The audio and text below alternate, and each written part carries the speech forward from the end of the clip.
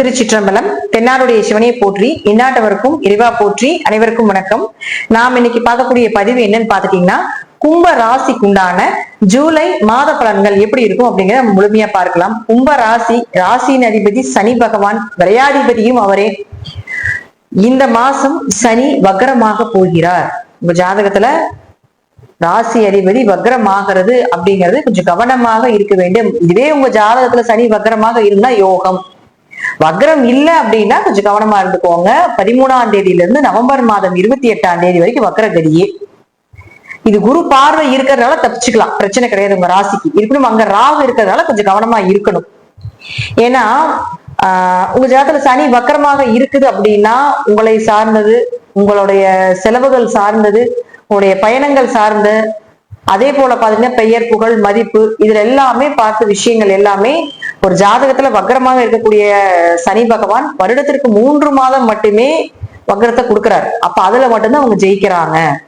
வக்ரம் இல்லாத காலகட்டங்கள்ல போராடுறாங்க அப்படிங்கறத உண்மை. இப்போ உங்க ஜாதகருக்கு உங்க வீட்டு பக்கம் இருக்கக்கூடிய ஜாதகத்துக்கிட்ட கூட ஜோதிடர்கள்கிட்ட கூட அனலைஸ் பண்ணிக்கோங்க.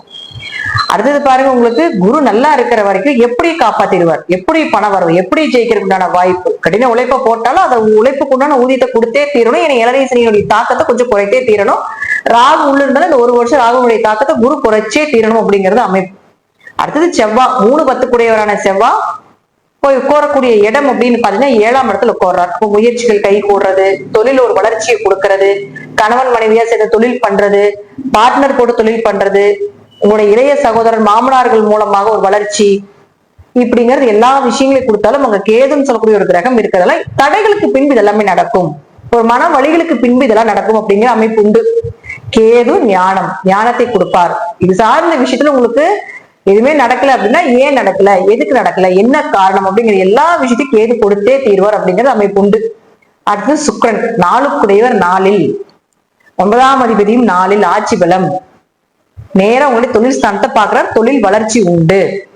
என்னதான் தொழில்காரகன் போய் கேதுவோட இருந்து தொழில கொஞ்சம் தடைகளை கொடுத்தாலும் தொழில் ஸ்தானத்தை சுக்கிரன் பார்க்கிறதுல தொழில வளர்ச்சி உண்டு. வீடு மனை சொத்துக்கள் வாங்கக்கூடிய அமைப்பு உண்டு. பூர்வீக சொத்துக்கள், அப்பா மூலமாக வரக்கூடிய சொத்துக்களுக்கு உங்களுக்கு ஒரு பகுதியோ அல்லது அதன் மூலமாக வரக்கூடிய சொத்துக்களோ கண்டிப்பாக வந்து சேரும். உயர்கல்வி படிப்பதற்குண்டான வாய்ப்புகள், நல்ல குரு அமையறது, சந்தோஷமா இருக்கிறது, மகிழ்ச்சியாக இருக்கக்கூடிய ஒரு அமைப்பு. ஏன்னா ஜென்மசனன் ரொம்ப மனவேதனையா இருக்கு. இந்த சுக்கிரன் 4ஆம் இடத்துல வந்து இருக்கும்போது கொஞ்சம் சந்தோஷங்கள் அதிகமாகும். தாய் மூலமாக, தந்தை மூலமாக உதவிகள் அதெல்லாமே கிடைக்கும். அடுத்தது புதனை பொறுத்த வரைக்கும் பாத்தீங்கன்னா 5 மற்றும் 8ஆம் அதிபதி. அந்த 5ஆம் அதிபதினு சொல்லக்கூடியவர் பாருங்க, உங்களுக்கு இருக்கக்கூடிய இடம் 6ஆம் வீட்டுல இருக்கார். அப்ப குழந்தைகளுக்கு ஏதாவது ஒரு மருத்துவ செலவுகள், குழந்தைகளுக்கு ஏதாவது தேவையில்லாத ஒரு வரிய செலவுகள் பண்றது, நோய் நொடிகள் குடும்பத்துல இருக்குது, அதுக்கு ஒரு செலவுகள், கடன் அடைக்கிறதுக்கு உண்டான வாய்ப்புகள், இதெல்லாம் ஏற்படுத்தி கொடுப்பார். ஆனா இந்த 18ஆம் தேதிக்கு மேல புதனும் வக்ரம் ஆகிறார். 2 கிரக வக்ரம் இந்த மாதம். அப்ப புதனும் வக்ரம் ஆச்சுன்னா அவர் வந்து ஆகஸ்ட் மாசம் 11ஆம் தேதி வரைக்கும் இருக்குது. ரொம்ப கவனமா இருக்கணும். உங்க ஜாதகத்துல புதன் வக்ரமாக இருந்தால் கொஞ்சம் குழந்தைகள் ரீதியாக இன்னும் கொஞ்சம் அதிக எஃபர்ட் போட்டு கவனமா பாத்துக்கோங்க. அதே போல அவரே 8க்குடைய மறைவு ஸ்தானாதிபதியாக இருக்கிறதுனால திடீர் பண இழப்புகள், ஜாதகம் தசாபுத்தி நல்லா இருந்தாலும் 7.5 சனி நடக்கிறதுனால கொஞ்சம் கவனமா இருந்துக்கோங்க. திடீர் பணம் இழக்கிறது, திடீர்னு காசு வெளியே போறது, சம்பந்தமே இல்லாம ஏதாவது ஒரு வழியில ஒரு அவமானங்களை படுறது, இதெல்லாம் கொடுத்துரும். அப்ப புதன் வக்ரமாக இல்ல அப்படின்னா இன்னும் கொஞ்சம் கவனமாக இருக்க வேண்டும் இது சார்ந்த விஷயங்கள்ல.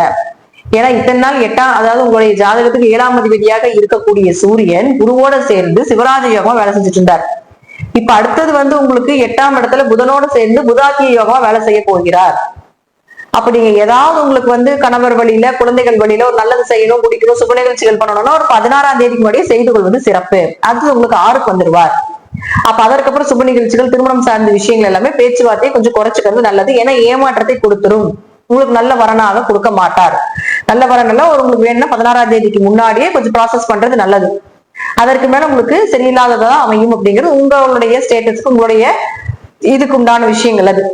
அதே போல உங்களுக்கு பாருங்க, புதனும் சூரியனும் சேர்ந்து உங்களுக்கு புதாதி யோகத்தை கொடுக்குறாரு அப்படின்னா அது 6ஆம் இடத்துல போய் மறையுது. அப்போ மறைந்த புதன் 2 யோகமாக இருந்தாலும் வக்கர புதனாக இருக்குது. அப்ப சூரியன் 7ஆம் அதிபதியோட சேரும் பொழுது நீங்க ரொம்ப கவனமாக இருக்கிறது படிப்பு விஷயத்துல, படிப்பு சார்ந்த விஷயத்துல ரொம்ப கவனமா இருங்க. ஏன்னா 6ஆம் இடங்கிறது கவர்மெண்ட் எக்ஸாம். அப்ப எக்ஸாம் எழுதுறது, பணம் வாங்குறது, 6ஆம் இடங்கிறது பாத்தீங்கன்னா உங்களுக்கு அரசு வேலைகளையும் சொல்லும். அப்ப அதுக்குள்ள நாங்க பணம் வாங்கி பண்ணி கொடுக்கறது இப்படிலாம் நிறைய ஏமாற்று வேலை நடக்கும் கும்பத்துக்கு. இதெல்லாம் கொஞ்சம் தவிர்த்துக் கொள்வது நல்லது, சூரியன் இந்த இடத்துல இருந்து கீழே வர்ற வரைக்கும்.